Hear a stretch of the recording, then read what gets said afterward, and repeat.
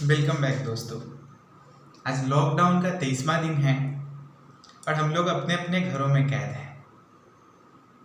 तो सब दिन तो हमारा क्लास चलता ही है, लाइव सेशन चले या फिर क्लासरूम प्रोग्राम चले, वो तो चलता ही है। लेकिन लॉकडाउन में मैंने कुछ ऐसा पढ़ाने का सोचा जो किसी भी क्लास के स्टूडेंट्स को प्रॉब्लम नहीं हो, मतलब सब पढ़ सके। तो मैंने सोचा कि क्यों ना इंग्लिश ग्रामर का क्लास स्टार्ट किया जाए। तो आज मैं आप लोगों को बिल्कुल बेसिक से, मैंने देखिएगा हेडलाइन दिया है फ्यू बेसिक्स ऑफ इंग्लिश, मतलब अंग्रेजी के कुछ मूलभूत तत्व आपको आज पढ़ाऊंगा। और स्टार्ट करते हैं बिल्कुल बेसिक से, बिल्कुल स्टार्टिंग से। तो आज हम लोग इंग्लिश ग्रामर पढ़ेंगे। अब ग्रामर मतलब स्टार्ट ही वहीं से करेंगे। और आपको पता है कि ग्रामर जो होता है वो किसी न किसी लैंग्वेज का होता है। तो हमारा टैगलाइन है लैंग्वेज मतलब भाषा। और मैंने डिफाइन किया है language is that media by which we share our feelings to others, by which we share our feelings to others. मतलब भाषा एक माध्यम है जिसके द्वारा हम अपने विचारों को दूसरों तक पहुंचाते हैं। भाषा एक माध्यम है जिसके द्वारा हम अपने विचारों को दूसरों तक पहुंचाते हैं। अभी मैं ऑनलाइन के माध्यम से, यूट्यूब के माध्यम से, व्हाट्सएप के माध्यम से अपना विचार आप लोगों तक पहुंचा रहा हूँ, क्योंकि अभी कम्युनिकेशन का बस यही एक साधन है। ठीक है, तो हम एक दूसरे से जो कम्युनिकेट करते हैं वो हमारा भाषा है। Language is that media by which we share our feelings to others. Language is that media by which we share our feelings to others. अब देखिए, अगर लैंग्वेज का बात किए तो लैंग्वेज कितने प्रकार के होते हैं, कितने टाइप के होते हैं, ये पूछा जाएगा। तो जनरली अगर हम किसी कंट्री के अकॉर्डिंग देखें तो सबसे पहले तो इंटरनेशनल लैंग्वेज, फिर क्या आएगा नेशनल लैंग्वेज, फिर क्या आएगा रीजनल लैंग्वेज। ठीक है, national language, international language, regional language. अब मैं बेसिकली मुजफ्फरपुर से हूँ, तो बहुत सारे लोगों को जानकारी देने के लिए बता दूँ कि मुजफ्फरपुर और वैशाली की जो रीजनल लैंग्वेज है, क्षेत्रीय भाषा है, वो है बज्जिका। मुजफ्फरपुर और वैशाली की जो क्षेत्रीय भाषा है वो है बज्जिका। ठीक है, तो अब आगे बात करते हैं कि लैंग्वेज कितने तरह के होते हैं। तो लैंग्वेज जनरली 3 तरह के होते हैं। एक तो ओरल लैंग्वेज, दूसरा रिटन लैंग्वेज और तीसरा symbolic language. Oral language, written language और तीसरा सिंबॉलिक लैंग्वेज। अब कहेंगे कि सबको अलग अलग डिफाइन किया जाए, तो अलग अलग डिफाइन करने चलेंगे। सबसे पहले हम शुरू से समझाते हैं आपको, ठीक है, ताकि आपको कोई परेशानी नहीं हो। सबसे पहले आता है हमारा लैंग्वेज। तो लैंग्वेज के बारे में मैंने आपको बताया कि language is that media by which we share our feelings to others. Language is that media by which we share our feelings to others. मतलब अपने मन की बातों को, अपने हृदय की बातों को अभिव्यक्त करने के माध्यम को ही हम लोग भाषा कहते हैं। Language is that media by which we share our feelings to others. ठीक है, अब हम बात करेंगे लैंग्वेज के टाइप्स की। तो स्टेट के हिसाब से देखें, कंट्री के हिसाब से देखें, तो लैंग्वेज को बताया कि इंटरनेशनल लैंग्वेज हो सकता है, नेशनल लैंग्वेज हो सकता है, उसके बाद रीजनल लैंग्वेज हो सकता है। ठीक है, मैंने आपको ये भी बताया कि मुजफ्फरपुर और वैशाली का जो रीजनल लैंग्वेज है वो है बज्जिका। आगे चलेंगे तो लैंग्वेज के पार्ट्स के बारे में। तो लैंग्वेज के जो पार्ट्स हैं वो हम देख रहे हैं कि यहाँ पे 3 पार्ट्स लिखे हैं। सबसे फर्स्ट पार्ट है ओरल लैंग्वेज, सेकेंड पार्ट है रिटन लैंग्वेज और थर्ड पार्ट है सिंबॉलिक लैंग्वेज। जो लोग भी अंग्रेजी सीखना चाहते हैं वो अगर यहाँ से स्टार्ट करेंगे तो मैं गारंटी लेता हूँ कि डेफिनेटली उनको अंग्रेजी आ जाएगी, अगर वो स्टेप फॉलो करें तो। सबसे फर्स्ट है ओरल लैंग्वेज, सेकेंड है रिटन लैंग्वेज और थर्ड है सिंबॉलिक लैंग्वेज। अब कहेंगे कि ओरल लैंग्वेज क्या होता है, डिफाइन कीजिए। तो oral language is that language, oral language is that language by which we share our feelings to others. Oral language is that language by which we share our feelings to others in oral way. Oral language is that language by which we share our feelings to others in oral way. ठीक है, मतलब मौखिक भाषा वह भाषा है जिसके द्वारा हम अपने विचारों को दूसरों तक बोलकर पहुंचाते हैं। मौखिक भाषा वह भाषा है जिसके द्वारा हम अपने विचारों को दूसरों तक बोलकर पहुंचाते हैं। दूसरा आता है रिटन लैंग्वेज। रिटन लैंग्वेज क्या होता है, आप पूछेंगे रिटन लैंग्वेज क्या होता है।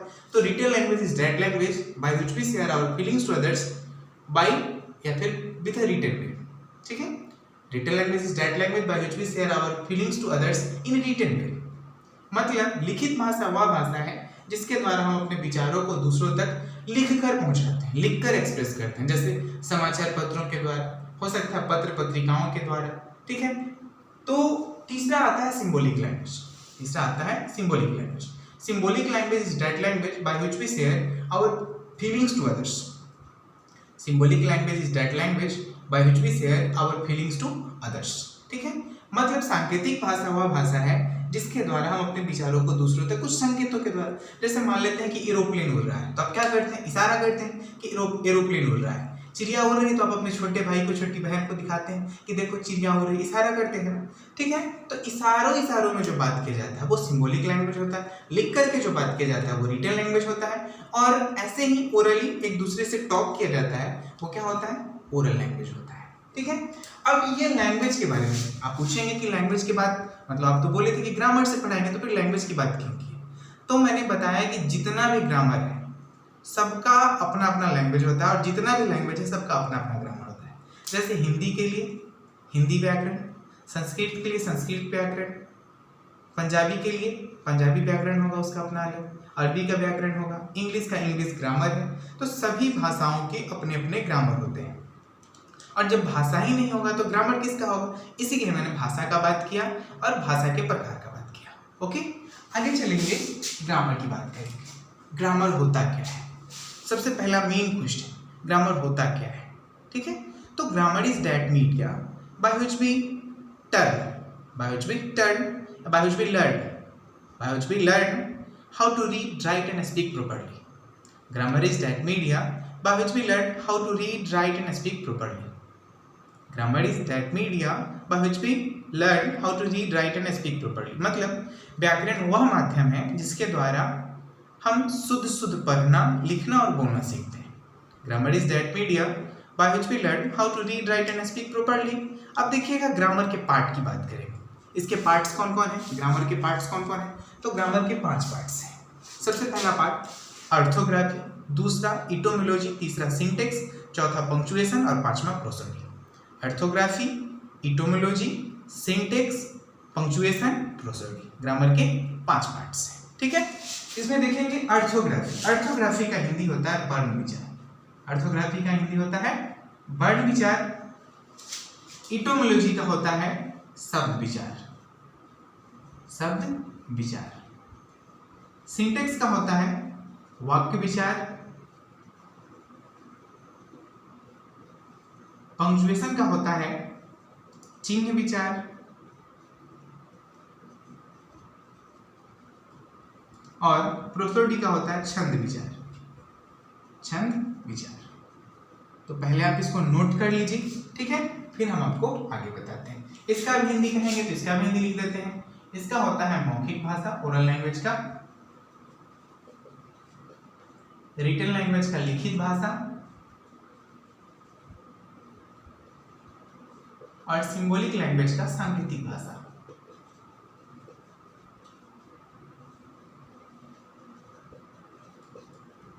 इसको पहले आप नोट कर लेंगे, फिर हम आपको आगे बताते हैं। अब आइए बात करते हैं हम लोग ऑर्थोग्राफी की। अब हम लोग बात करेंगे ऑर्थोग्राफी की। ऑर्थोग्राफी होता क्या है? तो orthography is that part of grammar in which we study about letter and its nature. Orthography is that part of grammar in which we study about letter and its nature. मतलब वर्ण विचार व्याकरण का वह भाग है जिसमें हम लोग वर्ण एवं उसके प्रकृति का अध्ययन करते हैं। Orthography is that part of grammar in which we study about letter and its nature. अब हम आप लोगों से जानना चाहेंगे इसमें, orthography is that part of grammar in which we study about letter and its nature. Orthography is that part of grammar in which we study about letter and its nature. मतलब वर्ण विचार व्याकरण का वह भाग है जिसमें हम वर्ण एवं उसके प्रकृति का अध्ययन करते हैं। ठीक है, तो हम आपसे जानना चाहेंगे कि लेटर का मतलब होता क्या है। इस लेटर का मतलब होता क्या है? यहाँ पे जो हमने लिखा है लेटर, इस लेटर का मतलब होता है कि इसको थोड़ा साफ से लिख देते हैं ताकि आपको पढ़ने में आसानी नहीं हो। इस लेटर का मतलब होता क्या है? तो आप कहेंगे कि लेटर मतलब तो पत्र होता है, चिट्ठी होता है। बाबू मैंने बार बार ये डिटेल किया है कि orthography is that part of grammar in which we study about letter and its nature. मतलब वर्ण विचार व्याकरण का वह भाग है जिसमें हम लोग वर्ण एवं उसके प्रकृति का अध्ययन करते हैं। वर्ण, लेटर का मतलब यहाँ पे क्या होगा? वर्ण। ठीक है, तो मैं आपसे जानना चाहूंगा कि लेटर होता क्या है।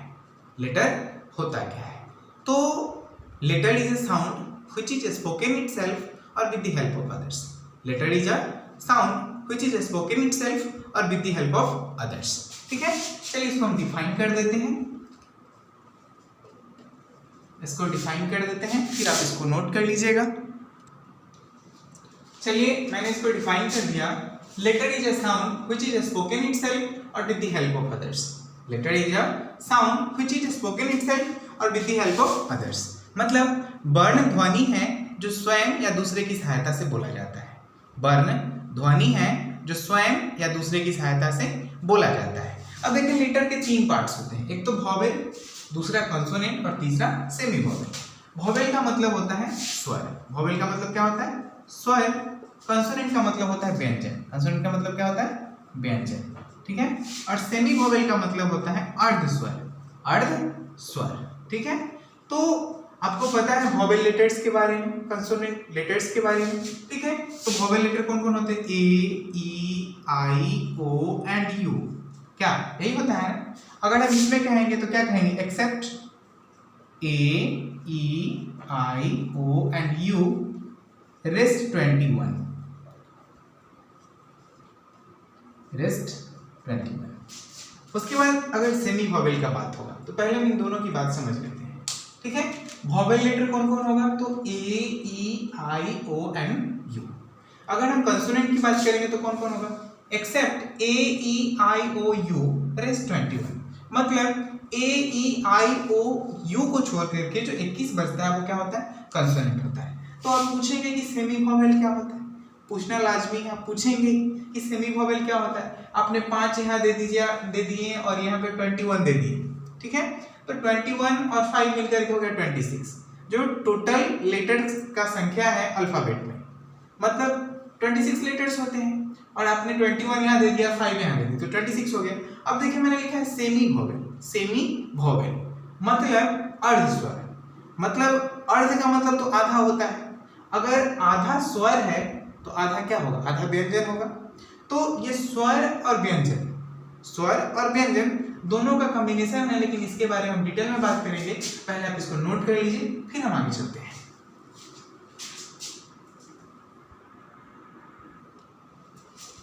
आइए अब हम आपको समझाते हैं सेमी वॉवेल के बारे में। सेमी वॉवेल में 2 कॉन्सोनेंट लेटर्स को रखा जाता है और ये 2 कॉन्सोनेंट लेटर्स W और Y है। W और Y है। ठीक है, अब समझेंगे सेमी वॉवेल का डेफिनेशन, और डेफिनेशन से ही सारा बात आपको पकड़ में आ जाएगा। Semi vowel is mainly a consonant. Semi vowel is mainly a consonant which works as a vowel according to its pronunciation, so it is called semi vowel.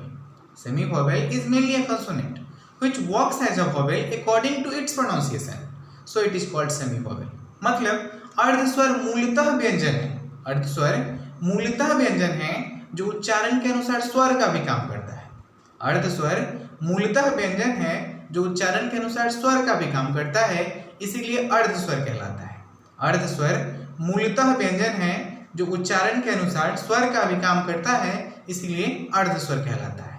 ठीक है, मतलब यह है व्यंजन, काम करता है स्वर का, और इसीलिए अर्धस्वर कहलाता है। मतलब आधा स्वर कहलाता है। अगर आधा स्वर होगा तो आधा व्यंजन भी तो होगा ना। आइए देखते हैं। देखिए इसमें W और Y को रखा जाता है और ये उच्चारण के अनुसार स्वर का काम कैसे करता है, तो देखते हैं। W से वो होता है, आपको पता है। तो अगर हम कोई वर्ड लिखते हैं और उसका प्रोनाउंसिएशन करते हैं, उच्चारण करते हैं, जैसे देखिए वाट, वाट बोलने में क्या आ रहा है? वो आ रहा है। वाट बोलने में क्या आ रहा है? वो आ रहा है। फिर क्या लिखते हैं? वेन, वेन वो आ रहा है। ठीक है, फिर लिखते हैं वे, वे क्या आ रहा है उच्चारण में? वो आ रहा है। ठीक है, तो उच्चारण में वो आ रहा है। आपको पता है कि अ से लेके अ तक जो भी उच्चारण में आता है वो क्या होता है? वॉवेल होता है। क्या होता है? वॉवेल होता है। लेकिन क से लेके ह तक जो उच्चारण में आता है वो क्या होता है? कंसोनेंट होता है। क्या होता है? कंसोनेंट होता है। तो वह किस में आता है? क से ह के बीच में आता है। क से ह के बीच में वो आता है, तो यहाँ पे W क्या हो जाएगा? कंसोनेंट हो जाएगा। क्या हो जाएगा? कंसोनेंट हो जाएगा। अब समझिएगा आगे। अगर यही W लास्ट में किसी वर्ड के लास्ट में आता है, देखिएगा तो इसका उच्चारण जैसे देखिए डब्लू का उच्चारण क्या आएगा, ऊ। जैसे लिखते हैं लोग काऊ, उच्चारण में क्या आ रहा है, ऊ आ रहा है। नाऊ, ऊ आ रहा है। हाऊ, ऊ आ रहा है। उच्चारण में यहाँ पे क्या आ रहा है, ऊ आ रहा है। और ऊ कहाँ आता है, अ से लेके अ के बीच में आता है। और जब किसी चीज का उच्चारण अ से अ के बीच में आता है तो वो क्या होता है, वॉवेल होता है। मतलब यहाँ पे डब्लू क्या हो जाएगा, वॉवेल हो जाएगा। और यहाँ पे क्या हो जाएगा, यहाँ पे हो जाएगा आपको कॉन्सोनेंट हो जाएगा। ठीक है। इसके बाद अगर आप चलते हैं, अगर यही वाई, डब्लू का बात तो कर ली, हम वाई का बात करते हैं। अगर ये वाई, ठीक है, किसी वर्ड में अगर य की तरह प्रोनाउंसिएशन होता है, इसका उच्चारण जो है वो य की तरह होता है, जैसे yes, yes, young you, yes, young you. देखिए तो सब में ये वाई का मतलब क्या आ रहा है, यह आ रहा है। प्रोनाउंसिएशन में वाई के जगह पे क्या आ रहा है, यह आ रहा है। लेकिन यही वाई अगर, अब देखिए यहाँ पे य आ रहा है, यह कहाँ आता है, क से लेके ह के बीच में आता है। मतलब ये वाला क्या है, कंसोनेंट है। क्या है, कंसोनेंट है। और अगर यही वाई, देखिए अगर प्रोनाउंसिएशन कीजिएगा इसको तो ये क्या आएगा, दीर्घ ई की तरह काम करेगा। ठीक है। जैसे लिखते हैं ट्राई, क्या आ रहा है, ई आ रहा है, दीर्घ ई, स्ट्रेस पड़ रहा है, दबाव डाला जा रहा है ई पर। ट्राई, क्राई, फ्राई, है ना, ड्राई। तो इस तरह से जिस पर स्ट्रेस हो, दबाव दिया जाए, ठीक है, तो वो सारा जो है वो दीर्घ ई की तरह। ट्राई, देखिए लास्ट में क्या आ रहा है, ई आ रहा है, स्ट्रेस पड़ रहा है तो दीर्घ ई होगा। ठीक है। तो यहाँ पे ये वर्ड आपका क्या हो जाएगा, ये आपको वॉवेल हो जाएगा। इसमें तो कोई परेशानी नहीं है। तो सीधा सीधा समझेंगे कि अगर डब्ल्यू और वाई, अगर डब्ल्यू और वाई सेमी वॉवेल के कंसेप्ट में तो आता ही है। अगर डब्ल्यू किसी वर्ड के स्टार्ट में आएगा या फिर किसी वर्ड के स्टार्ट में वाई आता है। ठीक है। अगर डब्ल्यू और वाई किसी वर्ड के स्टार्टिंग में यानी प्रारंभ में या शुरू में आता है तो वो कंसोनेंट होता है।